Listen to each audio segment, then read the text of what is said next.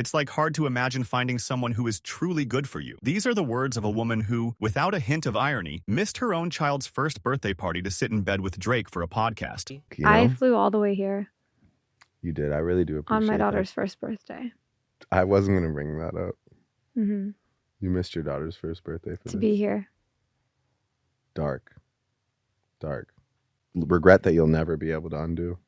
Yeah. Horrible parenting. Today, we're dissecting the utterly public downfall of Bobbi Althoff, the internet's most well-documented deadbeat mom. We'll unravel her rapid transformation from beloved momfluencer to a figure of ridicule, exposing the shocking choices, calculated deceptions, and blatant disregard for family that shattered her life for fleeting viral fame. When a creator chooses to prioritize viral content over significant personal responsibilities, especially parental ones, what message does that send to their audience? Is there a point where the pursuit of fame becomes a moral failing? Share your perspective below. The internet has a peculiar fascination with deadbeat dads, with figures like Anthony Edwards and Duke Dennis often facing relentless criticism. Yet, for whatever reason, the same scrutiny is rarely applied to women online. Enter Bobbi Althoff, who, by many accounts, might just be the most well-documented deadbeat mom of all time, and arguably, deservedly so. Bobbi famously gave up being a stay-at-home mom to her 2 children, a life that she publicly admitted was earning her over $200,000 a year off TikTok from brand deals. She traded this for a dubious new venture, aiming to be a used-up street sweeper in LA where nobody wants her. What many might not know is that Bobbi was popular online long before her controversial podcast. She initially garnered about 3 million followers on TikTok by creating content about being a mom. However, after a year or two, she apparently found it a little bit too hard to come up with TikTok ideas by herself every single day. So, after witnessing the lucrative potential of podcasting, she decided it would be easier to just start a podcast. Her thought process, as she recounted, was, 250,000 is great and all, but it's hard to come up with content with just me. This decision, born from a perceived ease of content creation rather than genuine passion, would set the stage for her dramatic public unraveling. Bobbi's journey into podcasting began, in her telling, with a different original name for her show. She recounts sending the pilot episode to her team, only to accidentally see an email thread of this company talking about what they thought about her podcast. Their brutally honest assessment? It was complete dog shit. The email thread contained direct feedback. This is so bad. This is horrible. This is not funny. I see what she's trying to do, but it's just not funny. They suggested she just stick to doing a regular podcast and stuff. Instead of heeding their critique and working to improve her content, Bobbi, with a cynical disregard for quality, simply decided to rename her podcast The Really Good Podcast. This was while putting absolutely zero effort into any of the people that she's interviewing. She openly admitted this strategy, stating, "Sometimes I'll be like, can you guys give me a few pointers right before I walk in? And it makes money." This brazen transparency about her minimal effort, coupled with her immediate rise, fueled rampant industry plant accusations. These rumors intensified when Bobbi claimed she would offer people on TikTok and Instagram $300 if they commented somebody that ended up being on her podcast. She highlighted an instance where somebody would comment "funny Marco," and after she posted a screenshot, Marco replied so quickly. However, it's highly suspected she's leaving out some details, as it's unlikely Marco drove all the way out to where she lived at the time to be only the second guest on her very shitty podcast for free. The strong implication is that she, or her team, was definitely paying these high-profile guests, creating an illusion that people genuinely wanted to be on her show, when in reality, money was the primary motivator. Bobbi Althoff further solidified the industry plant accusations by claiming that Drake himself saw the clips of her and funny Marco and reached out to her himself to be on her podcast. This narrative was immediately dismissed as a blatant lie. Come on, bro, you're fing lying and we all know it. Drake was not sitting at home randomly coming across clips of fucking Bobbi Althoff and thinking, damn, this is the podcast I need to get on right now. This moment marked a critical turning point where Bobbi's pursuit of fame transcended all ethical boundaries. She dropped everything she had going on to fly out to Drake's house to have a podcast with him in his bed under the blankets. The shocking reality? Not only did she have a husband while sitting in bed with Drake, but she actually skipped one of her kids' first birthday parties to be in bed with Drake. The explicit details are damning. You missed your daughter's first birthday for that? To be here? Dark. What a pathetic excuse of a parent. Thankfully, Drake, in a rare moment of directness, would give her some honesty really quick and tell her just how terrible of a parent she really is. Her pained reaction was evident as she awkwardly tried to deflect by asking, "Where's your son?" Drake's calm response, "Somewhere safe and it's not his birthday," only highlighted her appalling choice. Throughout the interview, Bobbi continued to ask pretty inappropriate questions for someone who has a husband and 2 kids waiting for them at home. She shamelessly asked Drake, "Am I your type?" His unenthusiastic "I'd do it" visibly deflated her. This was not a one-off. She asked him to sing "Bobby, Do You Love Me?" instead of "Kiki, Do You Love Me?" in his next concert. It was extremely obvious that Bobbi was trying to take a ride on that Drake roller coaster, despite her clear family commitments. Adding to the bizarre nature of the interaction, the entire interview took place at 3 a.m. Unsurprisingly, almost immediately after that interview was published on her YouTube channel, Bobbi's husband would file for divorce. One can only imagine his absolutely flabbergasted reaction to his wife's on-camera behavior. However, things took an even stranger turn. Only a month after the infamous interview, Bobbi Althoff posted a clip of herself standing at Drake's concert with her arms crossed, with a really smug look on her face. This was clearly a calculated move to keep the conversation going, as the Drake interview had already blown up, sitting at around 10 million views in just 1 month. But just a few days after that TikTok was uploaded, the entire interview was completely deleted off the platform, with no explanation from Bobbi. To this day, a year and a half later, Bobbi has never said why she did that, and largely refuses to even talk about Drake. When an interviewer from Wired magazine asked her about the incident with Drake, Bobbi's extremely awkward reaction and her interviewer's polite laughter confirmed what everyone suspected. I think there's no doubt in anyone's mind they fed. They absolutely fed. This for many was just the beginning of Bobbi's hoe venture. Soon after, a video surfaced of Bobbi holding on to Funny Marco while they were walking around backstage at some place, both of them having their arms wrapped all the way around each other, and Bobbi putting her head on Funny Marco. While the exact nature of their relationship was unclear, it's very obvious what it looks like. This quickly led to rumors that Bobbi was actually sleeping with the majority of her guests, a claim she would later deny, but one that gained significant traction. The rampant rumors about Bobbi Althoff sleeping with her guests eventually prompted a response, albeit a highly defensive one. She posted a reply to a comment on her Snapchat story, which read, "Damn, get a divorce, choosing fame over your now ex-husband just to get passed around by different guys weekly." Bobbi, visibly annoyed, retorted, "I never respond to this comment that I've been getting a million times a day for the last year, but I really am sick of seeing it." She claimed, "You don't know why my marriage ended, that we are both so much happier apart than we were together. Now our kids get to see 2 happy parents instead of 0. She vehemently denied the promiscuity. "I have never slept with someone I interviewed. I don't sleep around, and I rarely ever go out." She expressed frustration. "It's so frustrating that I can't post a single thing without comments about how I'm being passed around. Yet, for someone who claims to rarely ever go out, there's a pretty good amount of pictures and videos of you going out, including a video of you getting carried out of the bar drunk as fuck by some dude." This immediately cast doubt on her denials. A few months later, she posted blurred-out videos of her hugging and kissing some guy, set to a song about finding love. This was just a year after her divorce. Speculation quickly tied her to NFL player Sean Murphy Bunting. However, he almost immediately denied it was him, responding to a tweet with, "That's not me." This denial came despite leaked photos of them together, and the internet having already confirmed it was absolutely him. The clear implication was that he was just using her for a piece of ass, and as soon as she made this shit public, bro dipped and wanted absolutely nothing to do with that. The narrative, for many, was that she had absolutely nobody to blame but herself. The Sean Murphy Bunting incident highlighted a stark reality for Bobbi Althoff. The commentary pointed out the obvious. NFL players, for one, are known for doing this. And I don't know if Bobbi realizes this, but she's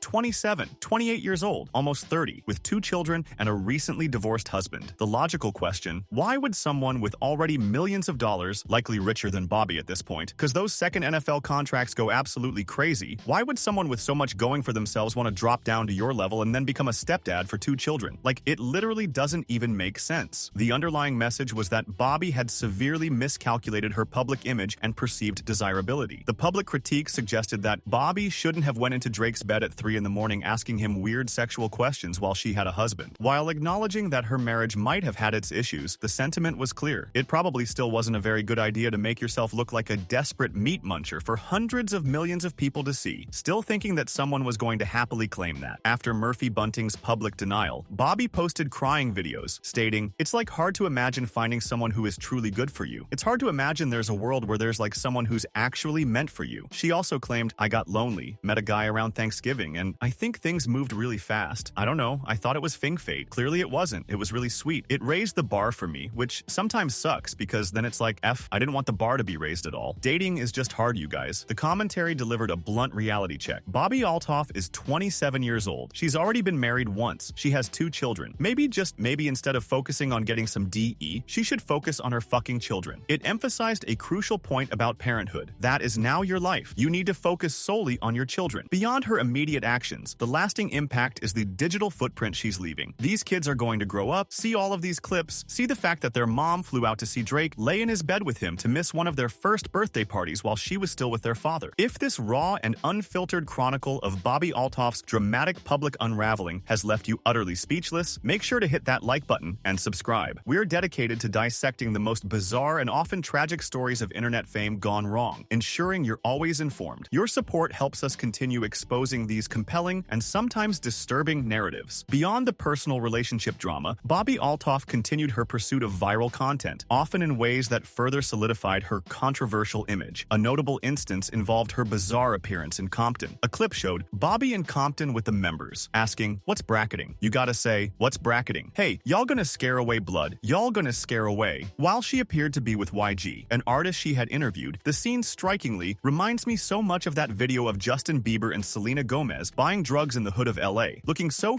out of place. This deliberate venture into a potentially dangerous environment for content, mimicking past controversies, underscored her willingness to push boundaries for views. It appears Bobbi and her team, instead of denying all the allegations of Bobby being a meat goblin, decided to just lean into him. Recently, she posted a picture on her Instagram of another guy with his arm around her and her looking extremely excited, with the caption, "Podcast returning on May 15th. She further promoted her podcast by walking around a beach in LA with the Really Good Podcast stamped right on her a visual that was both crude and attention-grabbing. The comparison to the beach from GTA 5 added another layer of internet culture absurdity. Her final, and perhaps most desperate stunt to gain attention for her new season involved standing in front of a basketball game in her bikini holding up a free advice sign, while a bunch of dudes are just trying to play basketball. Unsurprisingly, all of the dudes ignored her, as they fucking should. The story of Bobbi Althoff's downfall is a stark cautionary tale, particularly highlighting the perils of prioritizing fleeting internet fame over the profound responsibilities of family. If there's one lesson to be learned, it's this: watch who you marry and carefully consider the true cost of public life. Her trajectory from a popular momfluencer to a figure of widespread ridicule is a testament to the fact that when personal integrity is compromised for clicks, the consequences are both immediate and devastating. She became a living example of how public perception, once tainted by dishonesty and perceived neglect, is incredibly difficult to redeem. Her story serves as a mirror, reflecting the ugly side of online culture where boundaries are blurred and personal lives become fodder for mass consumption, often at the expense of genuine human connection and long-term well-being. Ultimately, no psychology trick can bring this back.